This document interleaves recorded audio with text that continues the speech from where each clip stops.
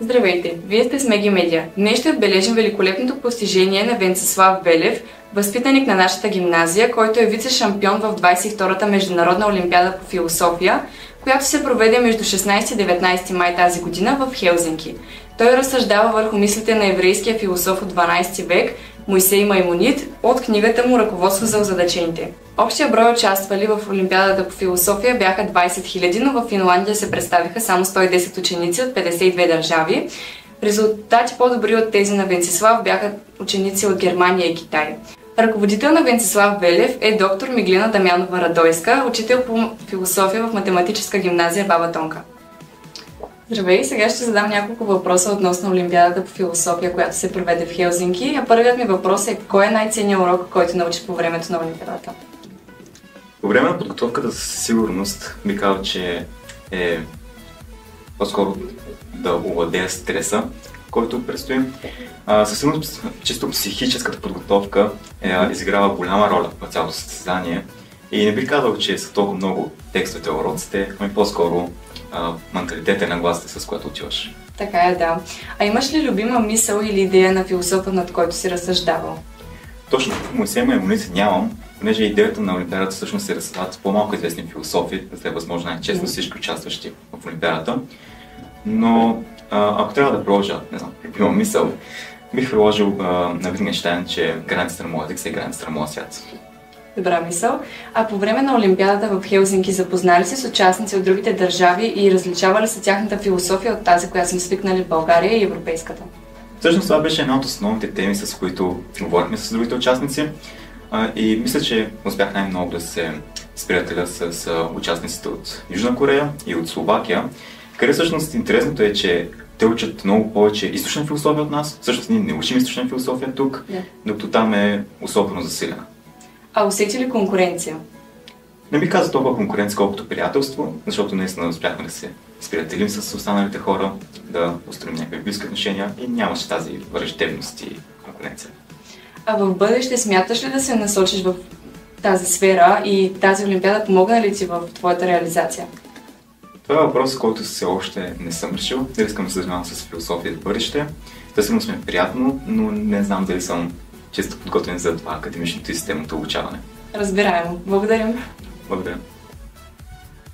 Здравейте, госпожа Дамянова. Сега ще ви зададем няколко въпроса. Първият от които е: според вас, какви качества трябва да притежава един успешен участник в Олимпиадата по философия? Благодаря, Кати, за интереса, който проявихте към нас. И веднага минавам към отговора на въпроса. Качествата, които трябва да притежава един млад човек, за да достигне високо ниво на участие и състезание по философия, притежавате всички вие. Важно е обаче наистина ученика да има определен афинитет към хуманитарните дисциплини, да чете повече, да успява да анализира философските текстове и постоянство. Това са качествата, които трябва да притежава. А според вас, каква е ролята на философията в нашето съвремие? Благодаря за въпроса. Философията е една от фундаменталните науки, заедно с математиката. Знаете добре, че тези две науки вървят ръка за ръка и имат дълга история, повече от 20 века. Философията дава възможност на младите хора да разсъждават критически, създава от тях чувства, емоции, които са доста полезни и които по някакъв начин формират личността на младия човек. А също, какви съвети бихте дали за ученици, които смятат да се предизвикат и да се запишат за Олимпиадата по философия? Съветите, които бих дала, са тези към всички вас всеки ден в часовете.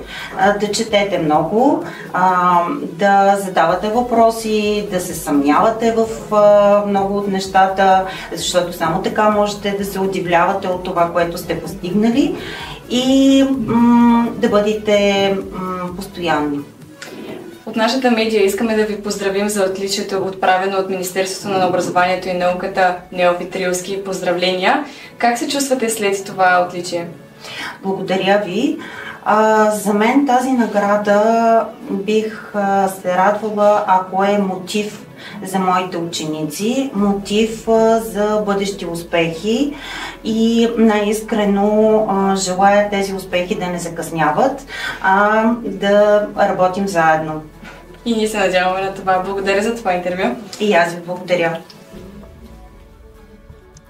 Но ако днескашният празник е толкова отличителна черта в съвременното ни битие и ако всички знаем защо сме се събрали на този ден, то може ли тогава някой да ми каже защо това се случва само единствено днес?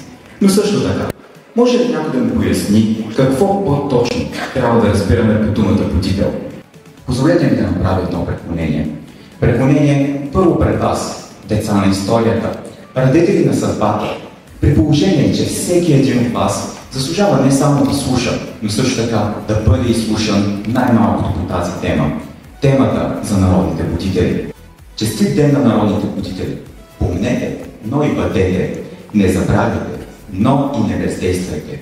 Нека пребъдем слава и чест!